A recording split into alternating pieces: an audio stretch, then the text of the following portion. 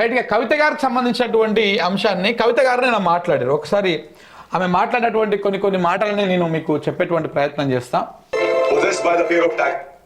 ఆమె నిన్న చాలా కీలకమైనటువంటి వ్యాఖ్యలు చేశారు. ఆమె వెళ్తున్నది కదా, ఆ పార్టీ నుంచి వెళ్ళిపోతూ చాలా వ్యాఖ్యలు చేశారు. ఆ వ్యాఖ్యలు ఏంటివి, వాటి వెనకాల ఉన్నటువంటి ఉద్దేశం ఏంటి, ఆమె ఎవరికి మేలు చేయడం కోసం ఇలాంటి వ్యాఖ్యలు చేస్తూ ఉన్నారు, దేనికోసం చేస్తూ ఉన్నారు, ఇవన్నీ కూడా ఒకసారి డిస్కస్ చేద్దాం, మాట్లాడదాం.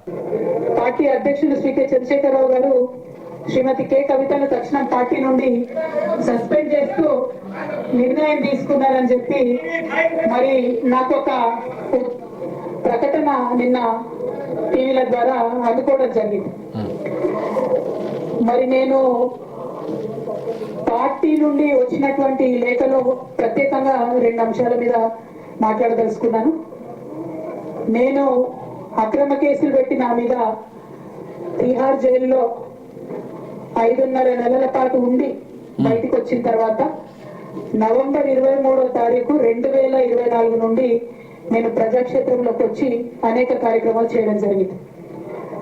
మరి నేను చేసినటువంటి పనులలో మొట్టమొదటిది, ఒక బిడ్డ హాస్టల్లో చనిపోతే ఆమెను విజిట్ చేసి, అట్లానే గురుకులాల్లో జరుగుతున్నటువంటి అన్యాయాల మీద మొట్టమొదటి కార్యక్రమం తీసుకొని నేను మాట్లాడాను.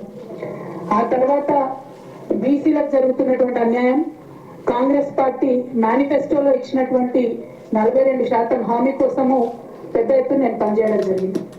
అట్లానే మహిళలకు 2500 ఇవ్వాలని చెప్పి పోస్ట్ కార్డు ఉద్యమాన్ని నేను చేపట్టడం జరిగింది. పెద్దవాళ్లకు పెన్షన్లు పెంచాలని నేను ఉద్యమాలు చేయడం జరిగింది. తెలంగాణ తల్లి స్వరూపాన్ని మారిస్తే అట్లెట్లా మారుస్తారని రౌండ్ టేబుల్ సమావేశం పెట్టినాం. బనకచర్లు అక్కడ కడుతున్నారంటే దాన్ని రౌండ్ టేబుల్ సమావేశం పెట్టినాం. ఓవరాల్ గా తెలంగాణ ప్రాజెక్టులు, అందుబాటులో ఉన్నటువంటి నీళ్లు, వీటన్నిటి మీద కూడా రౌండ్ టేబుల్ పెట్టినాం. భద్రాచలం దగ్గర 5 గ్రామాలు ముంపు సమస్య ఉంది, ఎవరు పట్టించుకుంటలేరంటే వాళ్ళని పిలిపించుకొని రౌండ్ టేబుల్ సమావేశం పెట్టి ప్రభుత్వం మీద ఒత్తిడి తీసుకొచ్చే కార్యక్రమం చేసి, ముఖ్యమంత్రి గారి సొంత జిల్లా మహబూబ్ నగర్ లో భూ నిర్వాసితులకు అన్యాయం జరుగుతుందంటే నారాయణపేట నియోజకవర్గం వెళ్ళి వాళ్ళకు మద్దతుగా మేము నిలబడి రావడం జరిగింది. అట్లానే 47 నియోజకవర్గాలలో బీఆర్ఎస్ కండువా బాజాప్తా కప్పుకొని, గులాబీ కండువా బాజాప్తా కప్పుకొని ఎక్కడికి పోతే అక్కడ రాహుల్ చంద్రశేఖర్ రెడ్డి గారిని రిక్వెస్ట్ చేసి భవన్ నుంచి అక్కడ ఉండేటటువంటి బీఆర్ఎస్ నాయకులకు అఫీషియల్ కమ్యూనికేషన్ చేపించి ప్రతి ఒక్క బీఆర్ఎస్ నాయకుల కార్యకర్తలకు మాట్లాడి ఆయా పర్యటనలకు వెళ్ళిన అందరినీ కలుపుకొని బాజాప్తా గులాబీ కండువా వేసుకొని 47 నియోజకవర్గాల్లో నవంబర్ 23, 2024 నుండి ఈ రోజు వరకు నేను పర్యటన చేసి అనేక ప్రజా సమస్యల మీద మాట్లాడడం జరిగింది. మరి ఇవన్నీ పార్టీ వ్యతిరేక కార్యకలాపాలు అన్నది నాకు అర్థం కాలేదు. అయితే కవిత గారు ఏం చెప్పారు, నేను ప్రజల కోసము నేను ఎక్కడ స్టార్ట్ చేసినా, నేను పార్టీ, ఇది కొంత పెద్దగానే ఉంటుంది వీడియో, తప్పకుండా చూడండి, 10 మందికి షేర్ చేయండి. కవిత గారు నిన్న ప్రెస్ మీట్లో చాలా కీలకమైనటువంటి అంశాలని ప్రస్తావించారు ఆమె. నేను పార్టీ వ్యతిరేక కార్యక్రమాలకు, పార్టీ వ్యతిరేక కార్యకలాపాలకు పాల్పడినానని చెప్పేసి పార్టీ నుంచి సస్పెండ్ చేశారు. నేనేం వ్యతిరేక కార్యక్రమాలకు పాల్పడినా, గురుకులాల విద్యార్థుల కోసం అక్కడ గురుకులాల్లో కొంతమంది పిల్లలు ఇబ్బందులు పడితే వాళ్ళని, ఆ కుటుంబాలకు అండగా నిలబడినా, ఆ కుటుంబాలకు నేను పోయి పరామర్శించినా, లేకపోతే రైతు సమస్యల మీద మాట్లాడినా, తెలంగాణ తల్లి విగ్రహాన్ని మారిస్తే దాని మీద మాట్లాడినా, రౌండ్ టేబుల్ సమావేశాలు ఏర్పాటు చేసినాము, బనకచర్ల అంశం మీద రౌండ్ టేబుల్ సమావేశాలు ఏర్పాటు చేసినాము. అలాగే ఏదైతే సమస్యలు ఉన్నాయో చివరికి కానుకుర్తి, మనము నారాయణపేట, కొడంగల్ నారాయణపేట కింద ఒక విలేజ్లో కానుకుర్తి ప్రజలందరూ కూడా ఆందోళన చేస్తుంటే అక్కడికి కూడా పోయి నేను ప్రజా పోరాటం చేసిన, ఇవన్నీ పార్టీ వ్యతిరేక కార్యక్రమాల. ఇంకా చాలా చెప్పారు, రౌండ్ టేబుల్ సమావేశాలు రకరకాల, ఇవన్నీ పార్టీ వ్యతిరేక కార్యక్రమాలు కావు కదా, నన్ను ఎందుకు సస్పెండ్ చేశారు, దేనికోసం చేశారో నాకు అర్థం కావట్లేదు అని చెప్తా ఉన్నారు. కానీ బీఆర్ఎస్ వాళ్ళు చెప్తున్నటువంటి వర్షన్ ఏంటంటే, పార్టీ వ్యతిరేక కార్యక్రమాలు ఏంటంటే, ఇప్పుడు మీరు ఒక లేఖ లీక్ అయిందన్నటువంటి అంశం కాడ నుంచి స్టార్ట్ అయింది సినిమా. ఎప్పుడైతే మీరు మీ తండ్రి గారికి అంటే కేసీఆర్ గారికి లేఖ రాసిర్రో, ఆ లేఖ లీక్ అయినప్పటి నుంచి సినిమా నడుస్తూ ఉంది. ఆ లేఖ లీక్ ఎలా అయ్యింది, ఈ లేఖ లీక్ చేసిర్రు, కొన్ని దయ్యాలు ఉన్నాయని చెప్పారు. ఆ దయ్యాలు ఎవరో మీరు చెప్పలేదు. ఆ లేఖ లీక్ అయినటువంటి అంశము ఎవరు లీక్ చేసిరో చెప్పలేదు. నిన్న మనం చూస్తూ ఉన్నాం, ఇక్కడ సోషల్ మీడియాలో చూస్తూ ఉన్నాం, కవిత గారే ఆ లేఖను లీక్ చేసి, కవిత గారే కొంతమందికి రేవంత్ రెడ్డి దగ్గరగా ఉన్నటువంటి కొంతమంది వ్యక్తులకు అది పంపించేసి, దాని నుంచి అది బిగ్ టీవీకి చేరే విధంగా ప్రయత్నం చేసి, అక్కడ నుంచి విషయాన్ని ప్రజలకు తీసుకొచ్చిరు అనేది సోషల్ మీడియాలో నడుస్తున్నటువంటి చర్చ. సో అది పార్టీ వ్యతిరేక కార్యక్రమాల కిందకి వస్తుంది. ఆ లేఖ అయిపోయిన తర్వాత ఒకసారి లేఖ బయటకు వచ్చిన తర్వాత ఇదంతా వ్యవహారం అయిపోయిన తర్వాత దాని మీద చర్చ బాగా నడుస్తూ ఉన్న లోపల ఇక 2-3 ఎగ్జాంపుల్స్ మాత్రమే చెప్తాను. ఎందుకంటే నేను 2-3 రోజుల నుంచి ఈ అంశం మీద చాలా క్లియర్గా మనం మాట్లాడుకుంటూ వస్తూనే ఉన్నాం, డిస్కషన్లు కూడా నడుస్తూనే ఉన్నాయి. అయితే ఒకటి ఫోన్ ట్యాపింగ్ కేసు ఉంది. ఫోన్ ట్యాపింగ్ కేసులో ఈ మీడియా కొంత అత్యుత్సాహాన్ని ప్రదర్శించింది. తెలంగాణలో ఉన్నటువంటి సోకాల్డ్ కొన్ని స్లాటర్ హౌజులుగా పిలువబడేటువంటి మీడియా కొంత అత్యుత్సాహాన్ని ప్రదర్శించింది. పార్టీ వ్యతిరేక కార్యక్రమాలు ఎలా ఉన్నాయో ఒకసారి నేను మీకు చెప్పేటువంటి ప్రయత్నం చేస్తాను. టీవీ5 కానీ ఈ మహా న్యూస్ కానీ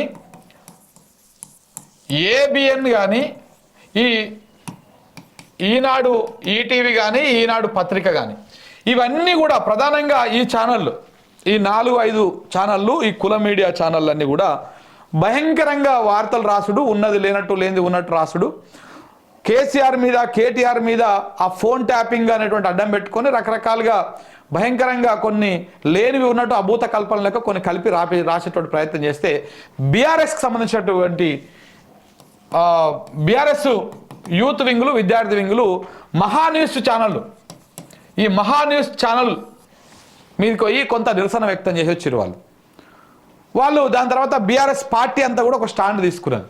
ఏది ఈ పర్టికులర్గా ఈ ఛానళ్ళ మీద, ఈ ఛానల్ వ్యవహారాల మీద బీఆర్ఎస్ పార్టీ ఒక స్టాండ్ తీసుకున్నది.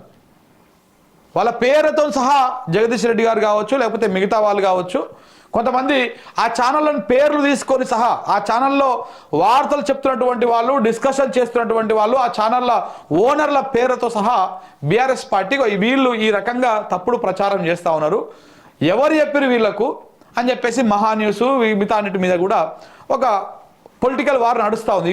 వీళ్ళు విమర్శలు చేయడం ఇదంతా కూడా నడుస్తూ ఉన్నది. స్లాటర్ హౌస్ అని చెప్పేసి కూడా నడుస్తూ ఉన్నది. అదే క్రమం లోపల మీరు అంటే పార్టీ అంతా ఒక లైన్లో ఉన్నది, కింది స్థాయి క్యాడర్ నుంచి పై స్థాయి నాయకత్వం దాకా అందరూ ఈ 4-5 ఛానళ్ళ మీద ఒక క్లారిటీతో ఉన్నారు. కానీ కవిత గారు ఏం చేశారు అప్పుడు అంటే, టీవీ5 CEO అయినటువంటి మూర్తి గారు ఉన్నారు కదా, మూర్తి గారిని పిలిపించుకొని మూర్తి గారితో ఒక పాడ్కాస్ట్ చేశారు. పాడ్కాస్ట్ చేయడం తప్పు కాదు. వీళ్ళ పార్టీ బీఆర్ఎస్ పార్టీ ఏదైతే ఉందో, బీఆర్ఎస్ పార్టీ కొన్ని ఛానళ్లను స్లాటర్ హౌజులుగా పిలుస్తూ కొన్ని ఛానళ్ళ మీద వాళ్ళు డైరెక్ట్గా అటాకే స్టార్ట్ చేసి అంటే మాటలతోని వాళ్ళతోని విమర్శలు చేసుకుంటూ ఉంటే, ఆ పార్టీలో ఉన్నటువంటి మీరు కీలక నాయకులుగా ఉన్నటువంటి కవిత గారు ఆ పార్టీ అదే ఛానల్కి సంబంధించి ఒక ఛానల్ తోటి ఇంటర్వ్యూ చేయడం, పాడ్కాస్ట్ చేయడం, దాంతోపాటు ఆ ఛానల్ ఏ ఛానల్ మీద అయితే వీళ్ళు ఫైట్ చేస్తూ ఉన్నారో ఆ ఛానల్కి సంబంధించినటువంటి రిపోర్టర్లను పిలిపించుకొని చిట్చాట్లు చేయడం, ఆ చిట్చాట్లలో కేటీఆర్ గారి మీద కొంత చిట్చాట్ కార్యక్రమాలు చేయడం, కొంత వివాదాస్పదమైనటువంటి వ్యాఖ్యలు చేయడం, ఇవన్నీ కూడా బీఆర్ఎస్కు వ్యతిరేక కార్యకలాపాలు అనేది వాళ్ళు చెప్పేటువంటి మాట, బీఆర్ఎస్ వాళ్ళు చెప్పేటువంటి మాట. ఇవే కాకుండా ఎవరైతే మాట్లాడుతూ ఉన్నారో వాళ్ళ ఆ పార్టీ నాయకుల మీద కొంత మీరు వ్యక్తిగత దూషణలకు దిగిరు. గతంలో జగదీష్ రెడ్డి మీద కానీ లేకపోతే పటోళ్ళ కార్తిక్ రెడ్డి మీద కానీ వాళ్ళ మీద వ్యక్తిగత దూషణలకు దిగిరు. ఇప్పుడు విమర్శించవచ్చు, తప్పలేదు. నల్గొండకు సంబంధించినటువంటి ఒక నాయకుడు నా మీద మాట్లాడుతూ ఉన్నారు, వాళ్ళకి మాట్లాడాల్సిన అవసరం లేదని చెప్పేసి ఏదో చెప్పేస్తే అయిపోతుంది. కానీ ఆయన వ్యక్తిత్వాన్ని, ఆయన బాడీ షేమింగ్ చేసేటువంటి విధంగా కొంత వ్యక్తిగత దూషణకు దిగిరు. అది కూడా పార్టీ వ్యతిరేక కార్యక్రమాలు అవుతాయి, పార్టీ నాయకులను కించపరిచే విధమే అవుతుంది. కాబట్టి అప్పుడు కూడా మీరు ఆ కార్యక్రమాలు చేశారనేది బీఆర్ఎస్ చెప్తున్నటువంటి వర్షన్. ఇక దాంతోపాటు మొన్న అత్యంత కీలకమైనటువంటి అంశం ఇది ఒక్కటే కాదు. ఇప్పుడు పార్టీ వ్యతిరేక కార్యక్రమాలు ఎలా జాగృతి అనేది పార్టీకి అనుబంధ సంస్థ అని మీరు చెప్పారు. 2 కళ్ళు బీఆర్ఎస్ పార్టీకి, కేసీఆర్ గారికి 2 కళ్ళు, ఒక కన్ను బీఆర్ఎస్ పార్టీ అయితే ఇంకొక కన్ను జాగృతి అని చెప్పారు. మరి మీరు పక్కనే ఉన్నది. ఇప్పుడు మీ కవిత గారి ఇంటికి బీఆర్ఎస్ పార్టీ తెలంగాణ భవన్కి పెద్ద దూరం ఏం లేదు, కరెక్ట్గా 5 నిమిషాల్లో ఈడ కారెక్టే అటు దిగుతారు. ఈమె ప్రెస్ మీట్లు దాదాపు 1-2 నెలల నుంచి చూడండి మీరు, తెలంగాణ భవన్లో కవిత గారి ప్రెస్ మీట్ లేదు, తెలంగాణ భవన్కే రావడం లేదు. ఆమె జాగృతి ఒక ఆఫీసు ఓపెన్ చేసుకున్నారు బంజారాహిల్స్లోనే, అక్కడనే వాళ్ళ ఇంటికి పరిసర ప్రాంతాల్లోనే, అక్కడ నుంచే కార్యక్రమాలు చేస్తాను. సరే అదే జాగృతి ఆఫీస్ అని అనుకుందాం. సరే మీరు నెల రోజులల్లా 3-4 సార్లు జాగృతి ఆఫీస్లోనే ప్రెస్ మీట్, కనీసం ఒక్కసారైనా పోవాలి కదా. మరి బీఆర్ఎస్ పార్టీలో మీరు ఉంటే ఎందుకు పోవడం లేదు? ఇక్కడ నుంచి ఎందుకు వ్యవహారం అంతా నడిపిస్తూ ఉన్నారు? మీరు అక్కడనే వెళ్ళేసి మీటింగ్ పెడితే ఎవరైనా అడ్డుకున్నారా, మిమ్మల్ని వద్దని చెప్పారా? ఇవన్నీ కొంత పార్టీని డిస్టర్బెన్స్ చేసేటువంటి వ్యవహారమే. మీ వ్యాఖ్యలు కానీ మీరు మాట్లాడేటువంటి విధానం కానీ ఇదంతా కూడా కొంత డిస్టర్బెన్సెస్ లెక్క కనపడుతూనే ఉంది. అది కింది స్థాయి క్యాడర్ కూడా కనపడతా ఉంది. నిన్న మీరు అంత సింపుల్గా అమాయకత్వంగా కవిత గారు వచ్చేసి చెప్తా ఉంటే చాలా వరకు ఇదేంది మేడం ఇట్లా మాట్లాడుతూ ఉన్నారు, మొన్నటిదాకా ఆమె చేసే కార్యక్రమాలు ఇవి కదా, ఇప్పుడు ఇవి చెప్తా ఉన్నారని చెప్పేసి అనుకుంటా ఉన్నారు.